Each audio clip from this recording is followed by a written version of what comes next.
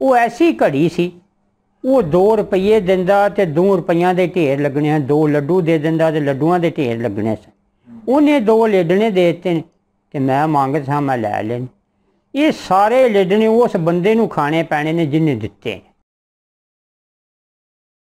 अस्सलाम वालेकुम बेटा, मैं गल सुनान लगा भई जिथे 2 बंदे बैठे होंदे ने, किसी का गिला शिकवा तो उंज बड़ा ही पैड़ा है, समझ किसी नूं आवे जां ना आवे, खामोश होकर बह जाना। जे कोई करदा तो उन्होंने आख्या चल भलिया ठीक है, वो एक करदा तो अगों दूजा दा तैनूं मैं कि दसां फलाने ने इंज कीता, वो बराबर हो जाते हैं। बादशाह के दर ते कोई मंगण गया तो बादशाह बड़ा घर आ, तो उन्हें सवाल किया तो उन्हें 2 लेडने दे घोड़ी दे, वो मंगते ने लै ले। जिथे वह डेरा सी उत्थे जाके उन्हें धर दिते। वो रोज़ दे 2 वज जान कि अरसा वाह गुजर गया, एडी ढेरी लग गई। किसी वक्त बादशाह उही जिन्हें दिते सन ते वजीर वे चल भाई सैर करन चली, उतों गुजरन लगे ना तो उन्हें अपनी कोई झुग्गी जी बना के बैठा। तो बादशाह कहने लगा यार इतने ठहर हाँ जरा, अब बंदा बैठा, कोई पानी शानी का कोई इंतजाम। उन्हें कहा जी कोई पानी शानी, उन्हें कहा जी घड़ी भर के धरी है। पानी का प्याला दिता तो बादशाह कहने लगा जी कोई घोड़ी छोड़ी नहीं दिस रही, तो एडा ढेर लगा वो लेडनिया का, ये कैसे ने? अपना वक्त 100 साल में याद आ जाता। वो जो दरवेश ही आखन लगा जी किसी वक्त जो मंगण गया हाँ किसी को, उन्हें 2 लेडने दे दिते। वो ऐसी घड़ी सी, वो 2 रुपये दिंदा ते 2 रुपयों के ढेर लगने, 2 लड्डू दे दिंदा ते लड्डुआं के ढेर लगने सन। उन्हें 2 लेडने दे दिते ते मैं मंग था, मैं लै लेने। ये सारे लेडने उस बंदे नूं खाने पैने ने जिन्हें दिते।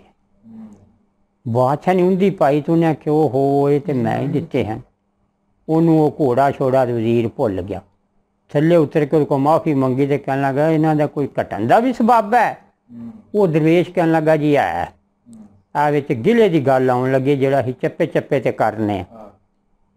उन्हें क्या की, उन्हें क्या शराब की चाटी सिर उत्ते रख लै ते बाजार दे विच वड़ जा ते आख भाई लोको शराब पीओ शराब पीओ। कित्थे है बादशाह, कित्थे जीजू नाई, ते शराब की चाटी सिर ते रख ली ते बाजार च वड़ गया ते आखे शराब पीओ शराब। हर बंदे ने वह गिला किया। वेखो बादशाह की करता, आके वेख्या ते अद्धे पूरे घट गए। वो बादशाह कहने लगा भाई हुण अद्धे घट गए ने, हुण की करा? उन्हें कहा ये भी एक घोड़ा है, की करा? इसे बाजार च वड़ जा ते अपने मूँह कहो मैं अपनी बच्ची का रिश्ता करना, ते लोग तेरा गिला करन दे ते घट जान। करना पिया। फिर वो बाजार दे विच लग पिया आखन जी मैं रिश्ता करना, मैं रिश्ता करना, तो लोगों ने गिला किया वे हो अपने मूँह ही पैंदा मैं रिश्ता करना। जो मुड़ के आया सारे घट गए। वो जोड़ा जोड़ा दिता ही वो अमना मान। वो बादशाह कहने लगा हुण उन्हें कि भाई ये नहीं कटने, ये तेनों खाने पैने ने। कहने लगा यार इन्हों का भी कोई कर। उन्हें कहा नहीं कटने।